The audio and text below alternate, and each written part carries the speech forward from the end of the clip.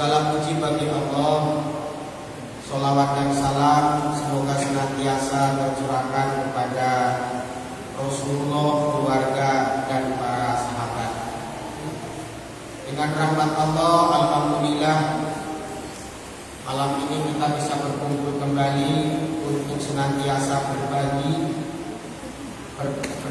pengalaman, berbagi pengetahuan, sama-sama belajar. Moga-moga apa yang kita sampaikan, manfaatnya dan berkahnya bisa kita rasakan di dunia dan akhirat. Amin. Allahumma amin. Pada kesempatan malam ini kita akan sama-sama berusaha memahami sebuah surah dalam Al-Quran yang sering disebut dengan surah At-Tin. Ada keistimewaan di dalam surah At-Tin, khususnya bagi diri kita, umumnya bagi keluarga. Apa istimewanya surat At-Tin? Yang pertama, surat tersebut turun pada dua tempat Makkiyatan, ada yang turun di Mekah, atau Madaniyah, atau sebagian ayat turun di Madinah. Untuk itu para ulama mengatakan surah At-Tin ini menjadi dua bagian diturunkannya ayat dalam satu surat. Wattini wa zaituni wa turisina wa hadzal baladil amin. Huruf wawu di situ kalau kita mempelajari gramatika Arab namanya huruf qasam atau huruf bersumpah. Hurufnya ada huruf wawu, wallahi, billahi, Allah. Ada 3 huruf. Sumpah tersebut di sini dimaknai sesuatu yang tidak boleh diremehkan atau dimain-mainkan. Bahkan tidak boleh seseorang itu mengucapkan sumpah selain atas nama Allah, walaupun itu barang baik. Contoh, wal Quran, wan Nabi, demi Quran, demi Nabi. Untuk sumpah itu sumpahnya tidak sah dan itu tidak boleh. Sumpah itu harus menggunakan kalimat wallahi billah. Karena keterikatan sumpah itu bukan dengan makhluk, tapi keterikatan sumpah itu adalah dengan Allah. Maka ketika seseorang mau bersumpah harus dipikirkan tanggung jawab atas sumpah tersebut. Bapak-bapak, hati-hati Pak, kalau istri minta duit lebih baik Pak ya. Kalau memang nggak ada, bilang aja nggak ada. Atau kalau bapak ada keperluan mendesak, karena dia suka bohong-bohong gitu Pak ya, jangan sampai bersumpah Pak. Kan kadang-kadang duit Allah nggak ada, Padahal di kaos kakinya banyak banget resian. Ini nanti dituntut karena sudah menggunakan kata-kata demi Allah. Bahasa Arabnya wallahi. Ini kadang-kadang Bapak suka keceplosan. Sumpah atas nama Allah nanti dituntut di akhirat. Maka jangan sembarangan main sumpah-sumpah. Bapak yang jadi pejabat hati-hati Pak. Karena ketika Bapak disumpah, ini mohon maaf, memang ada tradisi kalau orang Islam disumpah di kepalanya ditaruh Al-Quran. Ternyata agama yang lain juga demikian. Kita tidak melihat sosok Qurannya di atas kepala yang diucapkannya itu. Demi Allah, dengan jabatan ini saya akan mempergunakan jabatan dengan sebenar-benarnya dan sejujur-jujurnya. 3 bulan kemudian ketangkap KPK. Padahal sudah demi Allah itu Pak. Makanya berat kalimat demi Allah. Tidak mudah orang menggunakan kalimat huruf qasam. Billahi, wallahi, tallahi. Jangan main-main. Walaupun itu dengan bahasa daerah. Demi Allah, demi Allah, tidak boleh seperti itu. Nah, ketika Allah sudah bersumpah, Allah nggak mungkin sumpah dengan dirinya sendiri. Maka Allah bersumpah dengan atas nama makhluknya. Dalam surah At-Tin, di awal ayat tersebut Allah bersumpah dengan 4 tempat. Kalau diperhatikan baik-baik, karena di sini kita akan merujuk ke beberapa ulama dan di situ ada perbedaan pendapat dan ada kesepakatan pendapat. Watini, kalau Bapak baca terjemahannya demi buah tin. Wazaituni, demi buah zaitun. Di situ namanya buah. Atin ya buah, zaitun ya buah.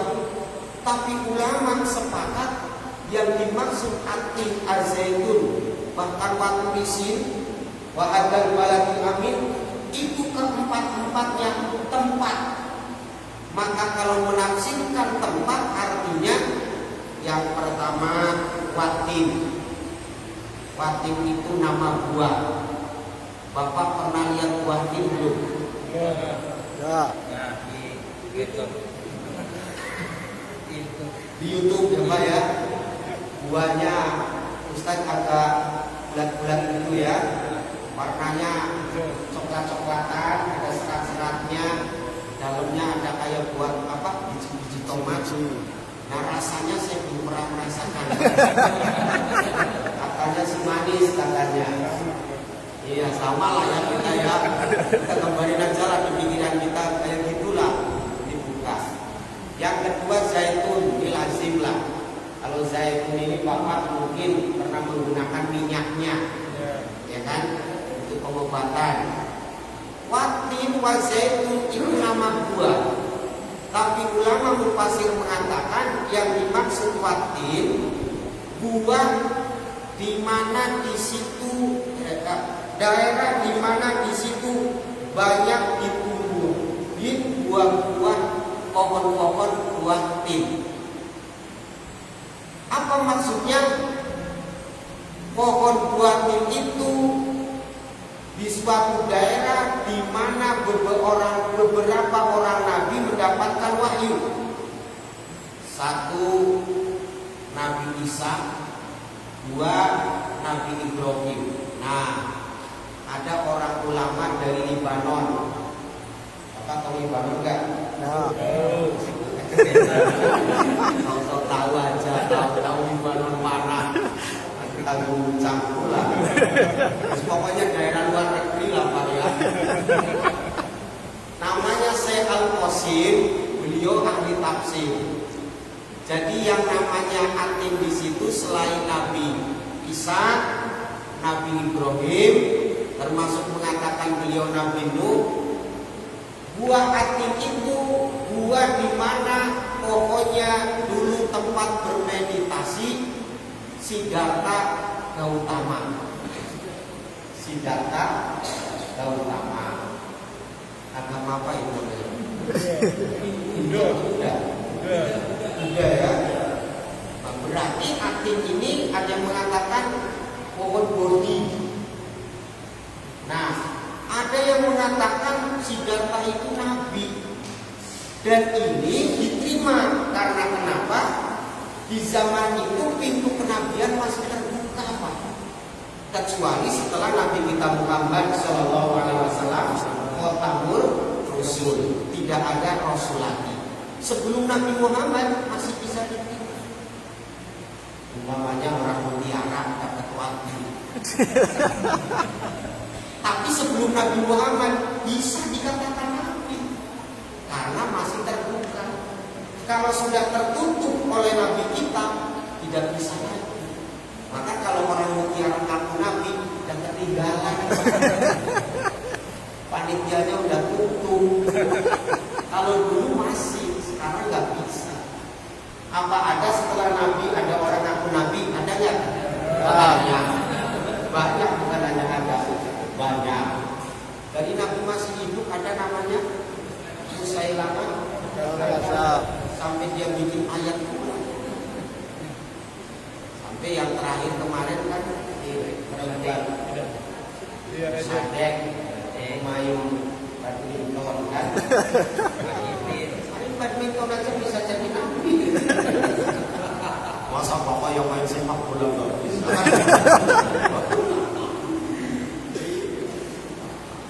Nggak kalah saya juga. Nenek-nenek ngaku malaikat Jibril, namanya lihat dan yang sekarang udah lihat malah udah mati kayaknya.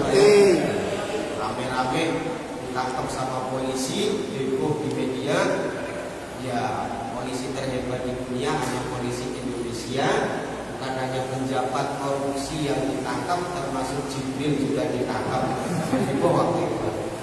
Nah, kembali lagi Watini Wazaituni. Ini nama buah, tapi ulama ada yang mengatakan kalau kesepakatan sumpahnya demi tempat berarti menunjukkan tempatnya, tempat di mana pohon tersebut ada.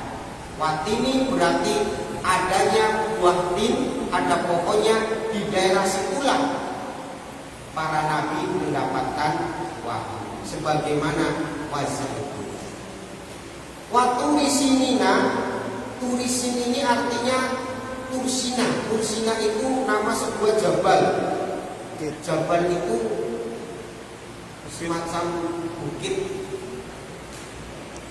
Di sini Mufasir mengatakan alati kalamallahu ta'ala alaihi Musa, sebuah bukit di mana Nabi Musa bercakap-cakap kalam itu dengan Allah. Bapak juga boleh menggambarkan, Pak ya. Nanti digambarkan juga atau pokoknya percaya aja. Ini kehebatan Nabi Musa. Tapi sehebat-hebatnya Nabi Musa masih hebat Nabi kita. Karena Nabi Musa itu konon hanya bisa mendengar suara langsung pingsan. Sementara Nabi kita berhadap-hadapan. Ini sudah usah terlalu tinggi lah. Ini bukan untuk dipikirkan, betul Pak, untuk diyakini aja. Nanti repot Pak pesawat. Yang jelas di situ juga wa'adal baladil amin. Dan demi negeri ini yang amin, aman. Nah, ulama menafsirkan balad di sini artinya negeri di sini itu negeri apa? Makata, negeri Mekah. Dalam perjanjiannya, barang siapa yang masuk Mekah maka dijamin keamanannya. Nah, kemudian apa maksud daripada semua ini? Yang pertama, tadi masalah sumpah sudah kita bahas. Artinya ketika ayat diawali dengan sumpah, artinya ayat tersebut bukan berarti ayat yang lain boleh diremehkan. Tidak boleh kita sembarangan menerimanya, karena di situ benar-benar kita ikuti dengan sumpahnya. Yang kedua, masing-masing nabi itu mempunyai tugas sendiri-sendiri dan wilayah sendiri-sendiri. Tugasnya Nabi Musa, Bapak tahu ceritanya, berhadapan dengan Fir'aun. Fir'aun itu pemimpin, Pak. Segala macam punyalah. Dia pengen pejabat, pengen jabatan, maaf tidak dikasih pangkat RT RW, dikasih pangkat selevel presiden, raja. Pengen harta semua milik dia. Pengen istri yang tercantik milik dia. Cuman kelemahannya apa? Kufur nikmat. Saking kufurnya, levelnya terlalu tinggi. Dia tidak ngaku nabi lagi, tidak ngaku malaikat, tapi ngaku Tuhan. Sebenarnya Allah sudah sayang. Dengan cara apa? Mengutus kekasihnya yang bernama Musa alaihi salam. Diingatkan, sudah diingatkan. Cuman beberapa kali diingatkan, ternyata bukan ingat, malah tambah lupa. Ketika Nabi Musa ditanya, di mana Tuhanmu? Mohon maaf, kalau bahasa kita kan levelnya lebih tinggi dari kita Tuhan itu. Maka di atas katanya. Atas itu artinya Tuhan itu menguasai segala-galanya. Maka dipahami oleh Fir'aun apa? Sekarang aku perintahkan kepada semuanya untuk membuat tangga. Apa namanya? Piramid. Bukan piramid, Pak. Susunan dari kayu. Kalau orang kerja di proyek itu apa namanya? Scaffolding. Model kayak gitu. Bikin scaffolding tapi yang tinggi. Begitu udah jadi dia naik. Bukannya beriman, minta panah.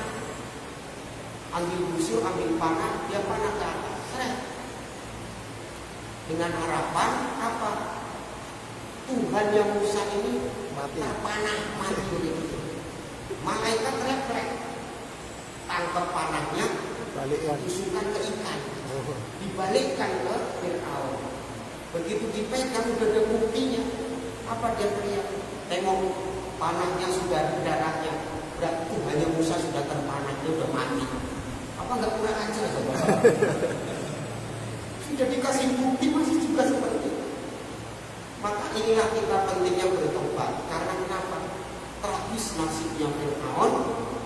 Sadar-sadar itu ketika nafas sudah di tenggorokan. Padahal nafas di tenggorokan itu kata Rasulullah batas waktu. Ini saya maksimal ya.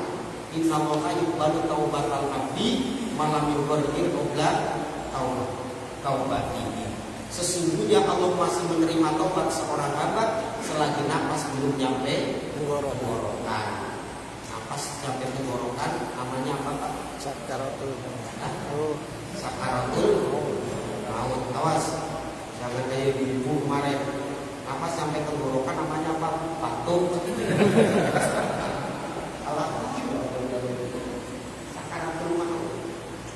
Sakaratul maut baru tobat, sama dengan Fir'aun. Waktu hidup kurang ajar, ngaku Tuhan. Begitu ditenggelamkan di lautan, apa dia bilang? Amantu bi Rabbi Musa wa Harun.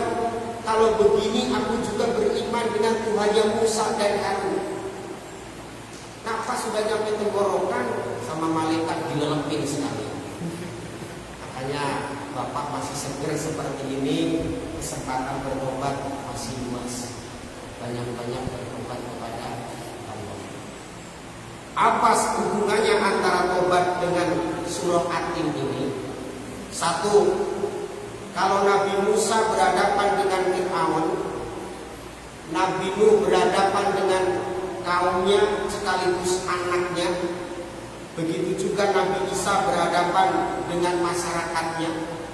Sementara Nabi kita Muhammad SAW air mata Aminah dikasih keistimewaan Mekah yang aman. Maka kita selaku umatnya dikasih negara bukan Mekah. Negara kita itu apa? Indonesia. Maka wahadal baladil amin bagi kita bukan hanya Mekah tapi Indonesia. Maka tugas orang muslim Indonesia memberikan rasa aman dan tentram pada semua yang ada di negara Indonesia. Wa hadzal baladil Amin. amin. Ini tugasnya Pak. Kita nggak mungkin ikut-ikutan Nabi Musa pakai tongkat. Tapi bagaimana menciptakan suasana yang aman? Karena wa hadzal baladil amin itu dimaksud bukan nabi yang lain, hanya Nabi Muhammad Shallallahu Alaihi Wasallam. Apa modalnya wa hadzal baladil amin? Ayat berikutnya, laqad khalaqnal insana fi ahsani taqwim. Sungguh benar-benar aku telah menciptakan manusia fi ahsani taqwim, dalam bentuk takwim, sebaik-baiknya takwim. Takwim itu asal kata dari koma, yang kiamat. Koma di situ artinya bukan hanya berdiri. Maka kalau kita mengatakan aku sholat, dirikanlah sholat, di situ koma artinya bukan hanya mengerjakan. Kalau mengerjakan anak kecil saja bisa. Tapi kata-kata diam di situ, koma di situ artinya mengerjakan sesuatu dengan sesempurna mungkin. Syarat mutunya dipenuhi, ini baru koma. Apa yang diucapkan dan dikerjakan diamalkan, ini baru koma. Kalau hanya mengerjakan saja tapi tidak ada kesempurnaan, belum disebut dengan koma. Sempurnanya manusia diciptakan oleh Allah secara fisik dan psikis. Bapak tahu fisiknya? Jasad. Ya kan apa? Jasad. Secara psikis artinya bisa pemikiran, ide, gagasan. Secara fisik kita lebih baik daripada makhluk lain. Makhluk yang paling mirip dengan kita itu apa, Pak?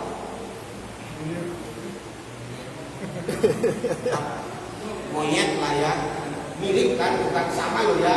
Tidak mau bilang sama loh, mirip dia. Perbedaannya kan banyak. Kalau sama Pak, perbedaannya sedikit. Ya kalau sama. Kalau mirip mungkin agak.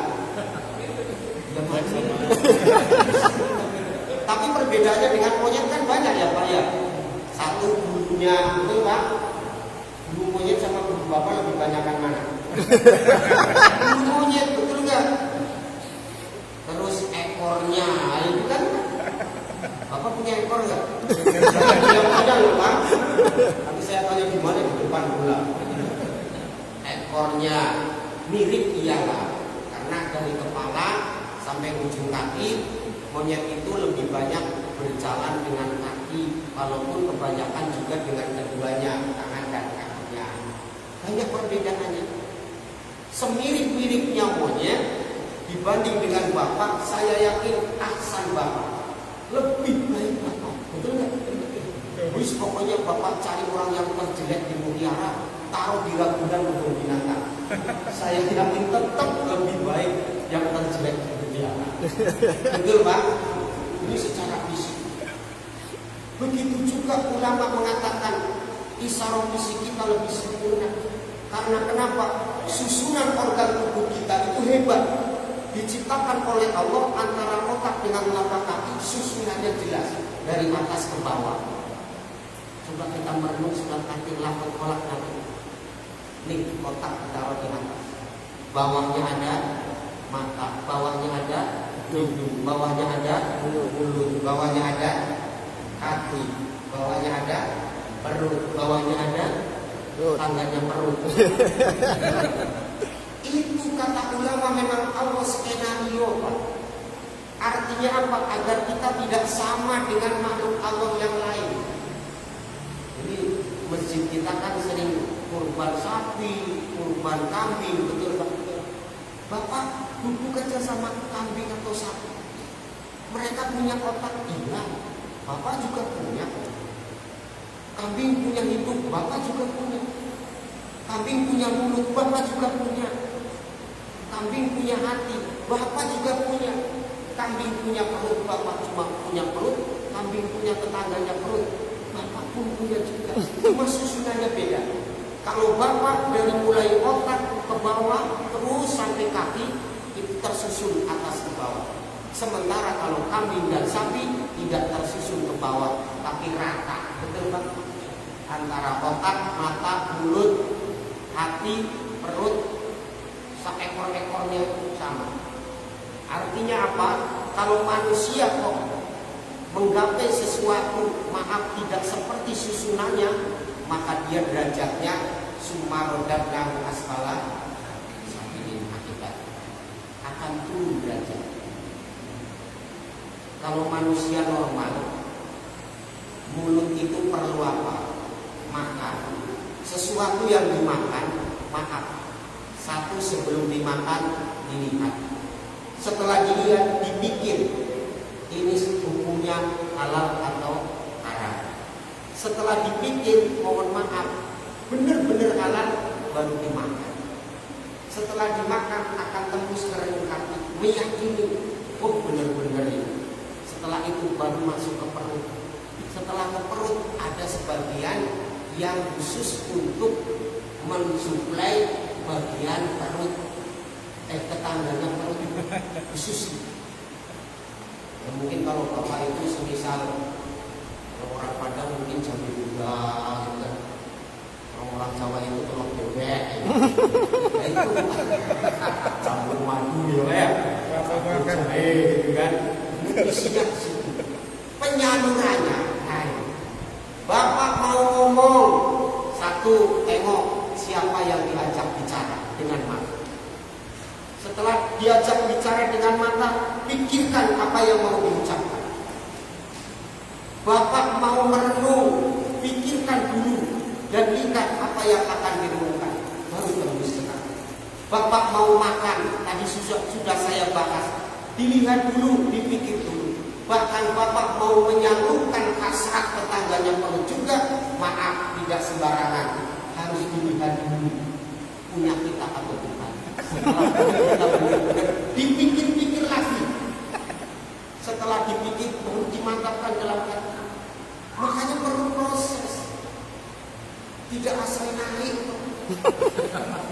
Kalau asal naik apa bedanya dengan kambing, betul Pak? Kambing kan nggak pernah mikir. Yang penting betina, betul nggak? Kambing mau makan, mana mikir dulu. Yang penting asal daun makan. Entah punya orang, punya kita, makan. Makanya susunannya diasani takwim. Bentuknya aja, fisiknya aja yang terbaik di antara makhluk yang lain. Maka syukuri bulan-bulan.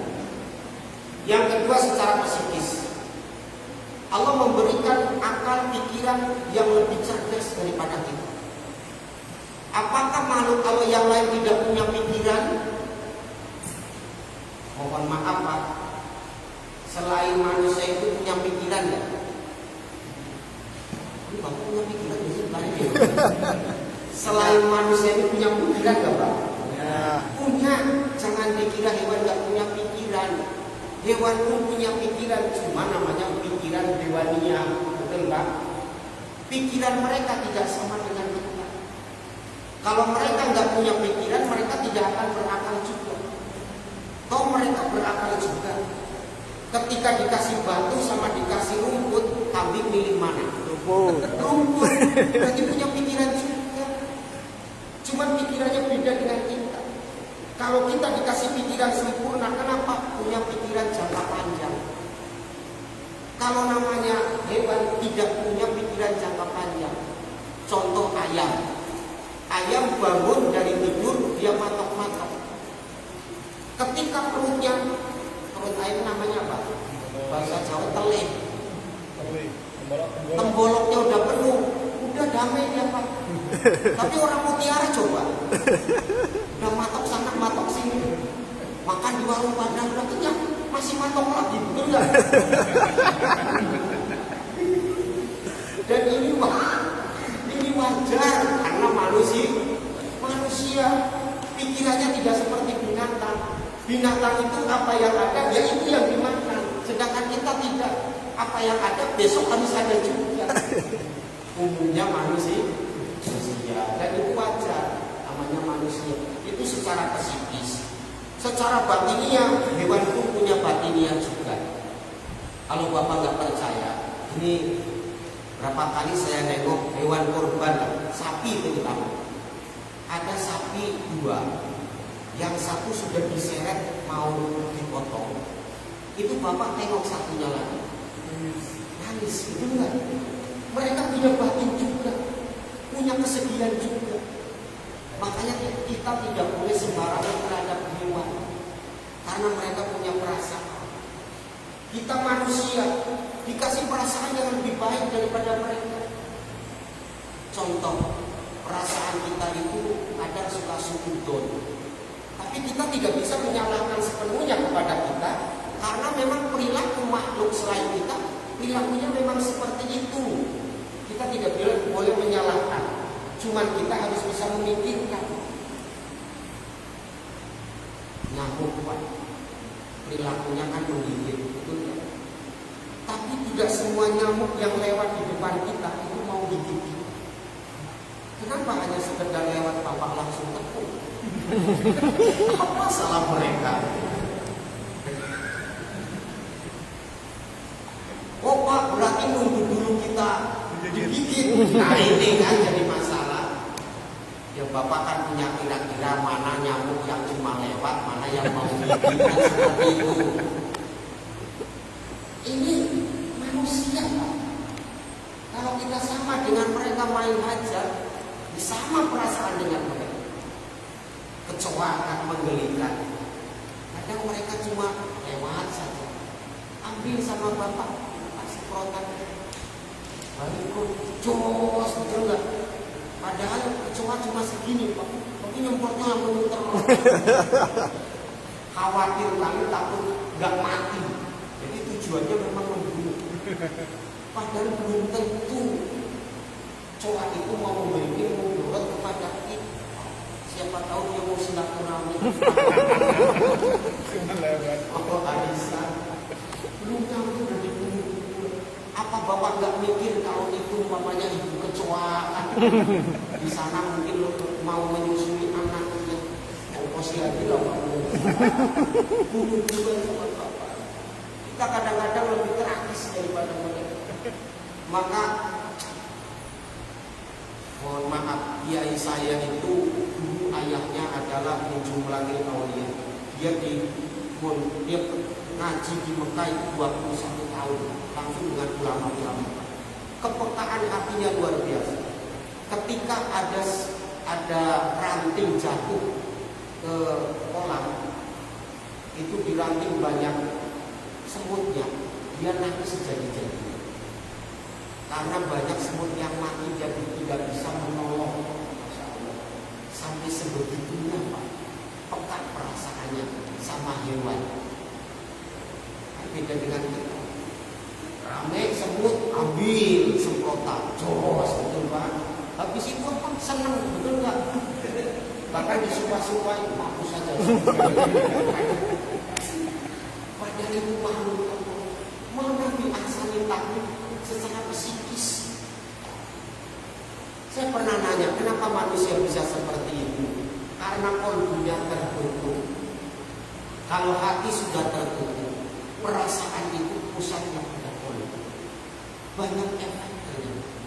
Satu, makanan. Makanan yang haram itu menghilangkan hati.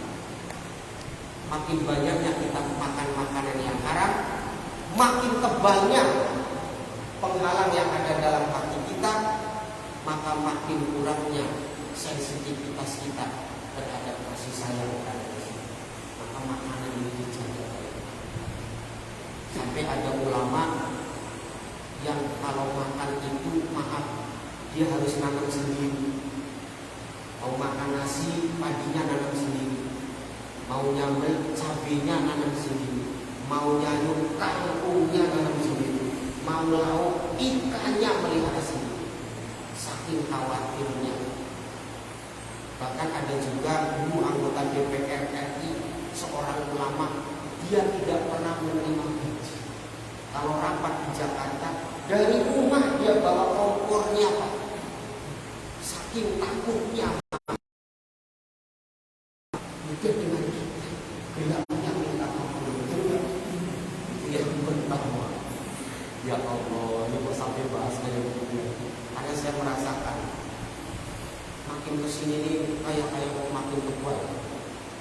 Sensitivitas kita ini makin berkembang. Nah, itu secara fisik dan psikis dikasih oleh Allah hal yang terbaik. Cuma kita kadang-kadang kurang pandai mengelolanya. Akibat kurang pandai mengelolanya, sumarodanahu asfala safilin. Secara fisik kita tidak bisa mengelola jasad kita, maka Bapak bisa merasakan sendiri. Orang yang rajin olahraga sama yang tidak, maaf, kondisi tubuhnya berbeda. Betul Pak? Orang yang menjaga wudhunya sama yang tidak pernah wudhu, secara fisik dan psikis beda. Secara fisik orang yang wudhu yakin dia menjaga kebersihan. Makanya salah satu sunnah Rasulullah adalah dawamul wudhu, mendawamkan wudhu. Allah memberikan negara kita itu fasilitas yang terbaik. Bapak pengen wudhu, air di mana-mana, betul Pak? Walaupun di Mutiara air bayar, yakin lebih mahal listrik atau air? Listrik. Air ini murah. Tergantung kita mau wudhu atau tidak. Maka setiap orang mengambil air wudhu berarti dia mensyukuri atas mengasani takdir. Nah, saya tidak bisa berbagi. Di antara orang-orang yang mendapatkan doa-doa malaikat adalah mereka yang dawamul wudhu. Malaikat itu siapa? Doaul mustajabah, makhluk yang doanya tidak pernah ditolak. Kalau Bapak kok berdoa tidak dikabul-kabulkan, mungkin Bapak jarang wudhu. Coba, bisa nggak Bapak sehari nggak batal wudhunya? Bukan berarti nahan kentut Pak. Maksudnya kalau batal wudhu lagi, batal wudhu lagi, bukan berarti Bapak pakai kain sompak di sini. Dia nggak kentut. Enggak, asal batal wudhu, mau batal wudhu lagi. Itu para malaikat berdoa. Mendoakan apa? Semua aktivitas Bapak. Yang pedagang, dagangannya berkah. Kenapa berkah? Karena dia menjaga wudhunya. Kok bisa Pak berkah? Satu, orang yang wudhu ini sadar akan dosa. Maka ketika dia mau mengurangi timbangan, dia sadar ini. Mau menipu pembeli, dia sadar ini. Ini yang dimaksud dengan keberkahan. Yang kedua, Bapak punya anak, sekarang di pesantren. Bapak punya anak, sekarang lagi sekolah. Bapak dawamul wudhu, maka berkahnya kepada anak. Apa? Kecerdasan yang luar biasa. Ini dawamul wudhu. Artinya apa? Menjaga fisik. Bapak boleh berolahraga. Kenapa? Nabi juga berolahraga. Apa olahraga Nabi? Mana? Berkuda, bahkan menyuruh berenang. Padahal waktu itu posisi Rasulullah di padang pasir, tapi menyuruh berenang. Maka renang itu termasuk daratan pada waktu itu. Kalau Batam kan 30 menit nyampe barang. Rendam nggak Bapak? Makanya ada hadis yang kemarin ramai dinyanyikan, Aisyah sama Nabi main lari. Begitu saya buka hadisnya, bukan main lari-lari Pak. Makanya kalau baca hadis dipahami balap lari, ya kan? Rasulullah sama Aisyah balapan lari. Trip pertama Aisyah menang, trip kedua Aisyah menang, yang ketiga Rasulullah menang. Apakah Rasulullah nggak bisa mendahului Aisyah? Sebenarnya bisa. Kenapa? Membahagiakan istri. Masya Allah. Aisyah itu istri, Pak. Nabi itu suami. Berarti suami sama istri balap lari, hukumnya sunnah. Bapak mau ngamalin dapat pahala kok sunnah. Besok pagi-pagi lari sama ibu kan. Tiara sampai S10. Cuman ya inilah yang saya bilang, kalau memahami hadis dipahami, yang kedua sesuaikan diri kita. Sesuaikan. Kenapa Aisyah bisa lari bahkan menang balap lari sama Nabi? Wajar, Aisyah itu usianya masih muda. Nabi, ya Allah, tua pun perkasa, apalagi muda. Nah sekarang bapak sama ibu maaf ya. Ibu nggak langsung lagi udah membuka aja. Jangankan lari jalan aja udah susah. Yang kedua bapak pasang murah. Maka sering saya bilang, tidak suka sih sunnah tapi disesuaikan. Paham kira-kira Pak ya? Jangan memaksakan. La yukalifullahu nafsan illa wus'aha. Sesuai kemampuan kita saja. Masih banyak sunnah-sunnah yang lain kan seperti itu. Dan lagi nih Aisyah kan. Aisyah itu diriwayatkan kalau Nabi pulang kan masih manja. Jadi beliau ini suka loncat ke belakang pintu, ngumpet, ngajak main lah, namanya masih muda. Nanti Nabi nyari-nyari. Padahal nggak usah dicari pun, yakin ketemu. Banyak kecil bapak yang udah pernah ngumpet ke rumah Nabi. Tapi tetap dicari kok sama Nabi. Kenapa? Suami hebat menghargai perasaan istri yang sudah susah payah buat di belakang. Coba kalau istri bapak pulang kerja, istri bapak ngumpet di belakang, sugi amat gitu ya. Ngapain juga jalan-jalan kurang kerjaan. Masya Allah, perhatikan. Berarti apa ini? Manjanya seorang istri kepada suami, hukumnya sunnah, membahagiakan suami. Cuman sering saya bilang sama ibu-ibu, kalau mau melakukan hadis ini yang menyesuaikan dengan diri pribadi. Aisyah ngumpet di belakang pintu nggak nampak, ya wajar. Bodinya masih langsing, kecil gitu. Dan istri bapak yang memang nggak nampak, cuman pintunya susah dibuka. Itu maksudnya. Iya, yang kedua, maaf. Yang namanya Aisyah itu udah terbiasa dengan Nabi seperti ini. Sementara bapak nggak terbiasa dengan istri. Maka bagaimana supaya sukses? Sebelum bapak pulang, ibu sudah WA duluan. Pak, nanti kalau nyampe rumah nggak ada, tolong cari di belakang pintu. Supaya tidak menjadi mudorot. Nah, jadi sampai ayat di situ kita simpulkan. Satu, Allah tidak main-main ketika menurunkan surah At-Tin.